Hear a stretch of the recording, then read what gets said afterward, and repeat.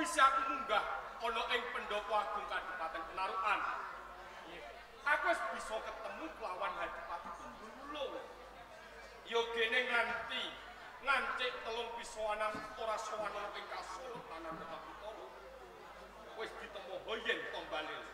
Mula kang saka kuwi kalamun tok ing mangkone ana sawijining utusan saka Penarukan padha saka ing gatan.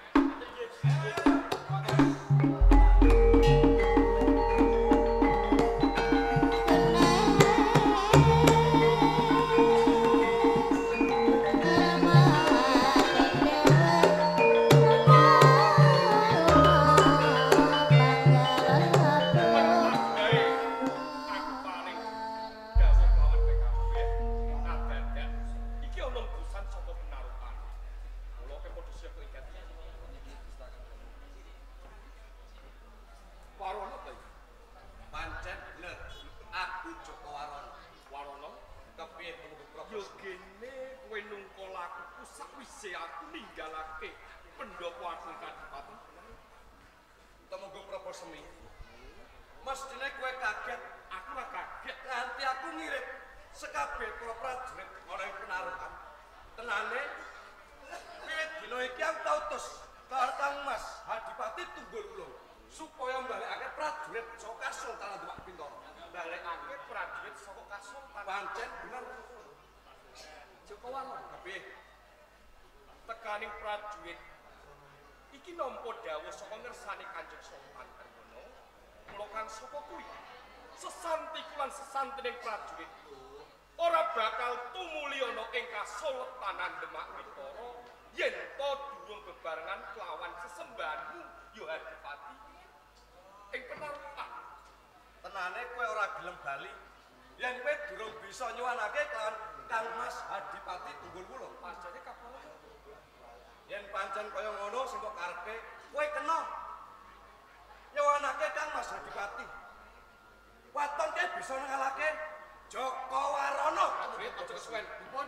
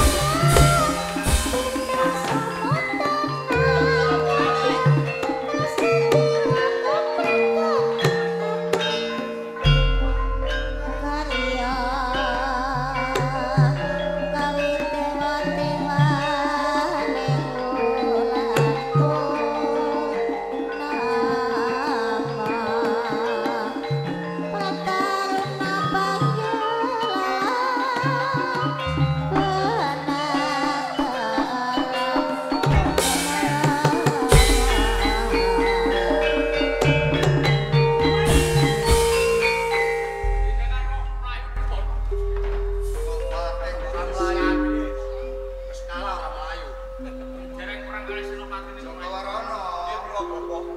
Layumu kok gendring. Nggih. Piye pawartane piye? Nuwun sewu nggih Bapak.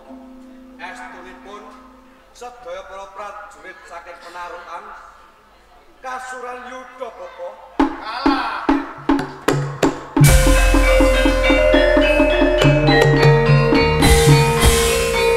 Piye, Ger? Sak menika kula badhe nutuh dhateng ndika. Bab nalika surangipun juragan dhateng kula. Ya. Ingkang parikitah malih kasuh dalam Demak Bundung. Nekasiyatan. Prajurit kenging ana ing Penarukan. Boten kuwasa iso kadang kula Joko Warono. Ger Tunggul Wulung. Upama sliramu mlaku kuwi lagi sakecak. Ya toh. Jalaran wong perang kuwi werna-werna nganggo cara. Bisa menang piye ana carane. Rene nganggo akal wis padha kalah. Saiki gunakno akal, Ger. Ndak diakal. Iya. Nggihipun Anu sing dadi pangarepe bejurut saka Demak sapa mau? Tumenggung Praga Semi Bapak. Praga Semi. Menika leres. Kuwi gegeduke wong Demak. Praga Semi wis kondang kaloka. Kasektene wah bebasan kakrocok daman pira ora bakal rumomo. Nanging panjenengan iki jende pusaka sing ampuh kok, Nggih. pusaka Iya. pusaka kula punika boten tumomo. Probos menika jago siateke. Kul-kuling tiyang Demak Bundung. Darane pusaka kuwi ora bisa ngalahke lan mateni karo musuhe ora. Kira gaman. Nggih. Pusaka ora gaman. Banjur pusaka kados pundi niku Bapak? Sing darane pusaka kuwi ageman. Kekandelan, keyakinan, kemantepan. Kasira duwe kadang lur cacahe telu nek klenteng ya. Iki wis tak welek kaji sambarang rek. Candrawati, Candrasari, Candraningsih. Iki ditimbali saka teko nyang kene, Ger. Mas, timbalono katon. Estunipun Bapak.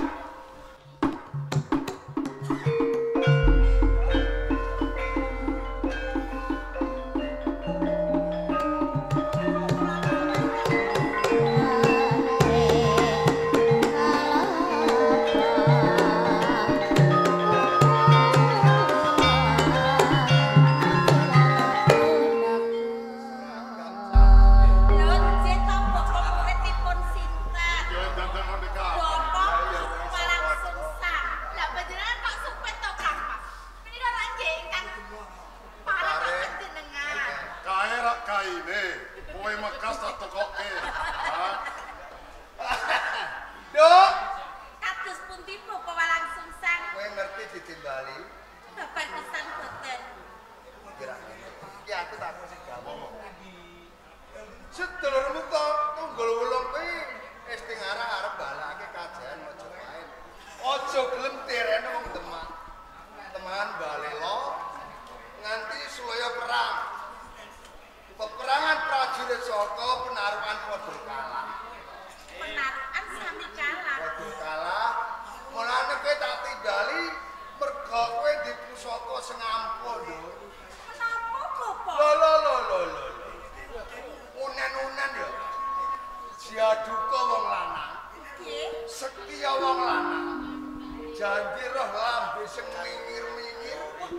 Irung sing bangeh. Bathuk sing newa cendani.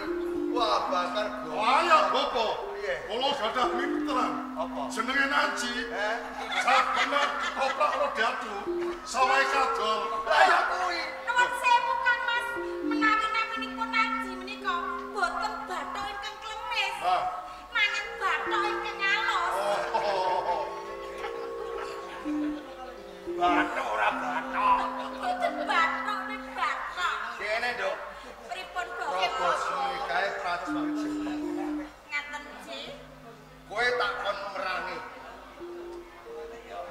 Nek aja perang Lho, dulur. lah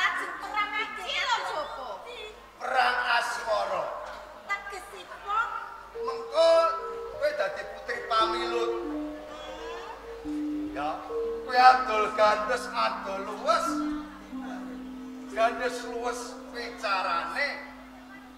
Sripat-sripit lambehane. Katon tejem polatane. Oh, ngaten nggih, Bapak. Jane iki nek do disenawani ngono akeh. Jane. Nggih, Bapak pancen. Mengko nek ngerti Prabu Semi, petok ya to. Nggih. Kowe adulo. Semu adulo ulat. Kowe tak paringi aji sing aku, Nduk. Kenapa, Bapak? Lho.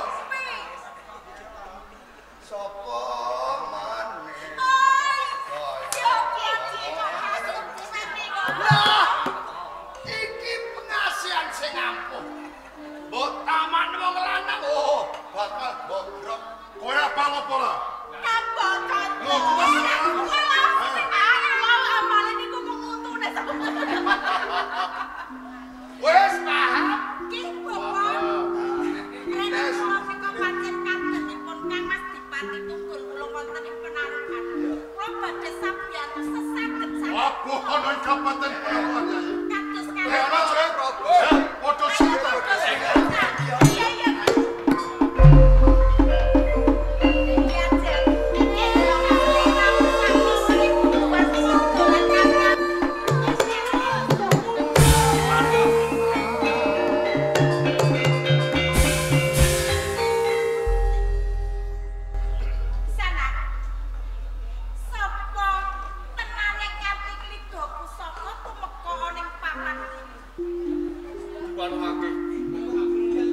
Aku tumenggung Prabu Semi minangka minta Suraya saka kasultanan Demak Bintoro. Jebul iki piyayine Diajeng. Yen panjenengan dulu dos pundi kanggo Diajeng Candrasari. Nek aku dulu piyayine gagah pideksa beksus agemane bagus piyayine. Kuwi sing tak dulu saka kene Diajeng. Wis to, Oh yen ora usah kowe ngalembono karo aku. Kang Baku. Banjur kowe sak kabeh sapa? Nganti mepalangi anggonku kepengin rangket lawan Dipati Tunggul Wulung. oh iya pancen. Durung mangerteni aku sak katrine. Bener? Aku Candrawati kadang dalem Kang Mas Dipati Tunggul Wulung saka Kadipaten Penarukan. Candrawati. Kang Sawiji. Aku Candrasari. Sapa? Candrasari. Candra. Cerak Diajeng nek menawa ora krungu. Aku iki gumun lho. Gagah, bagus, kok tuna krungu. Rene tak kandhani. Candrasari. Krungu. Yen ora krungu. Candrawati lan Candrasari. Kuwi sapa sing ngecepu? Ayo maksulan Diajeng. Aku Candra Ningsih. Candra Ningsih. Candra mawon. Lah kok kowe kalah dhewe to, Ndang? Kowe iku aja ngias. Candra sak katrine kuwi kalebu kadange Dipati Tunggul Wulung. Kuwi pancen bener. Candrawati. Piye? Iki tiwas mapan kebeneran. Aku bisa ketemu kelawan kowe sak katrine. Jalaran opo? Jalaran apa? Wektu dina iki kadangmu Dipati Tunggul Wulung.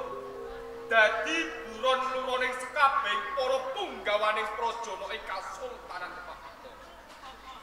Pancen. Ora tak selaki uga ora tak tutup-tutupi. Yen wektu iki dina Kang Mas Dipati Tunggul Wulung, dheweke mengkang pemakan ana ing Kasultanan Demak Bintoro. Mergo apa? Pancen sedulurku mau direhke wong ana ing Demak. Mergo kepengin ngurepke kawijayan ana ing gone Praja Majapahit. Candrawati, Heeh. aku njaluk kanthi banget. Duduhno ning ngendi papan dununge kadangmu Dipati Tunggul Wulung. Ing mangkone bakal tak rangket. Bakal tak krincung sikile tak sowan ana ing Kasultanan Demak Bintoro. Babakan Kang Mas Dipati Tunggul Wulung. Ayo Diajeng. Bloko ae ana jalan Prabu Semi. Yen kowe kepengin ketemu lan ngangkat kadang kuwi kalebu gampang. Gampang. Iya mergo aku ora nang ndi papan dununge wektu dina iki kadangku. Yen to gampang, kula kan saka kuwi. Piye? Aja ndadak kesuwen ayo duduhke ning ndi papan dununge kadangmu di Patu Tunggul Wulung. Tumenggong Prakoso. Bakal tak duduhke. Ning ana ijole ra ngono to diajeng. Bener kan? Ayo. Duduhke ijole diajeng. Ijole opo? Langsung diajeng. Ijole iki kepenak.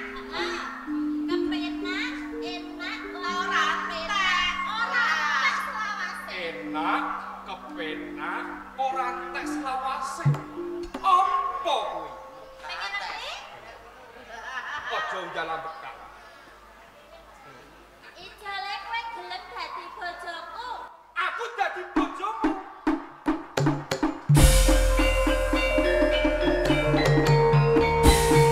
Tumenggong Prabu Sepi. Condrowati, Kowe Condrosari. duwe bojo iki tak inggohi loro piye gelem ora? Ini lho, Bener kowe sak upamane aku ndek bojo kadangmu wae ora ngatasi apa maneh. Ya ora kata. Sopo wong sing ngatasi kok?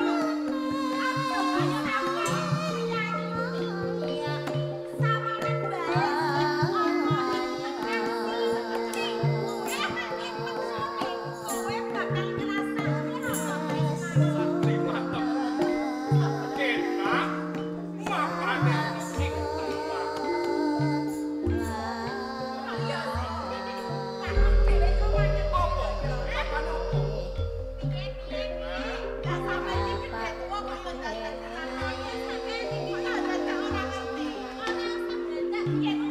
Apa?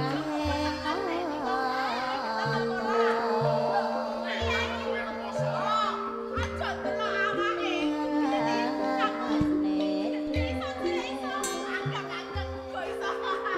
Kejuyan. Kejuyan. Aku kuwi tumenggung utawa senopati. Senopati kuwi kudu miwahake lawan kapribaden ngenenake lawan kewajibane negara iki senopati.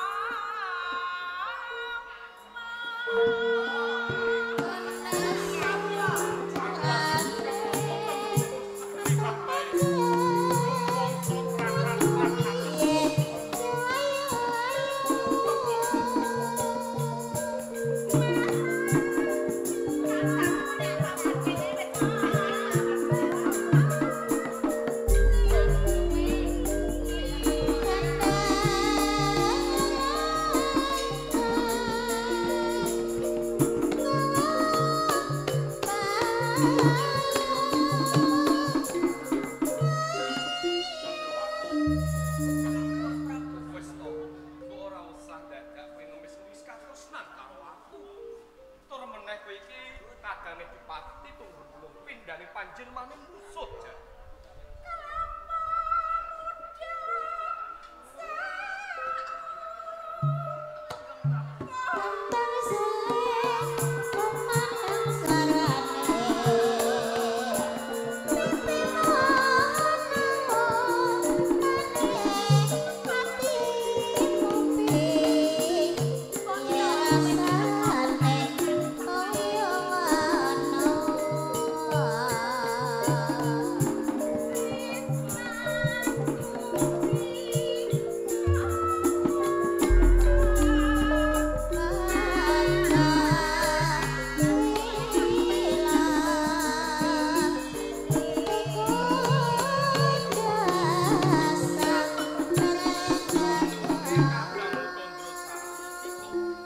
kok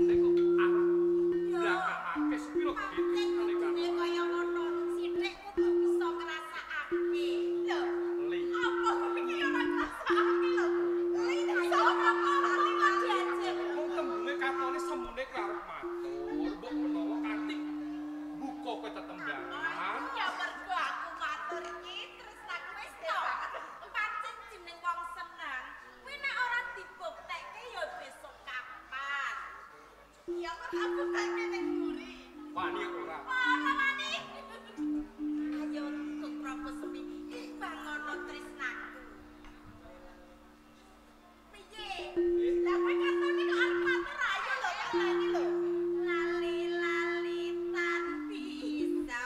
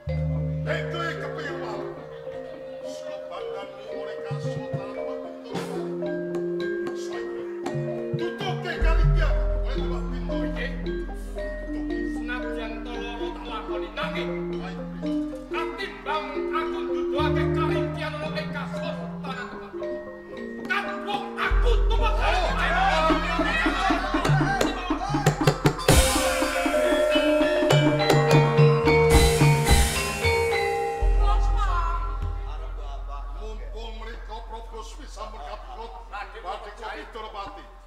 Nek mbok pateni saiki mati sesuk wis ora ana kabeh. Kok aten? Hilang lurike. Rakasipun Ngene.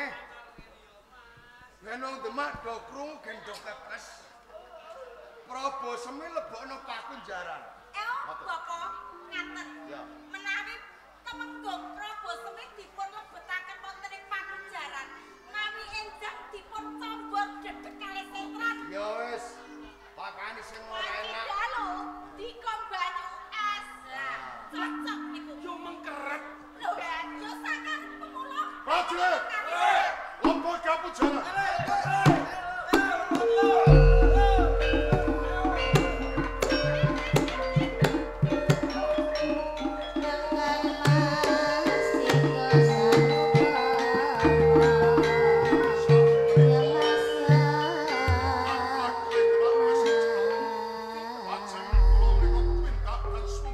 Iki upama wong mlaku mung kari sak pecah. Kowe kira-kira kepengin dadi ratu ing tanah Jawa. Perak. Yen kowe kepengin dadi ratu, iki ana partisara saka Demak. Sing digawa ratu Semenanjung Mapanipun ana ing Jepara. Sebab kuwi randane Pati Unus. Mulane Trenggono ora iso duwe partisara. menayaten partisara mapane wonten Jepara. Ana Jepara kudune dicolong. Tak colong ya, Pak. Raja kuwi.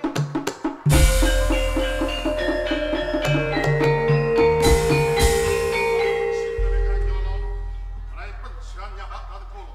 Wong Napa Demak apa? ora Jepara wis padha apal karo kowe kabeh. Lajeng Aja nganti kawestara njupuk iwak wae aja nganti ketok jutek banyu. Ora liya kowe nek Kula Bapak. kowe mlaku tumuju ing Jepara. Goleki Ratu Semenanjung mengko colong saka ing Jepara. Naik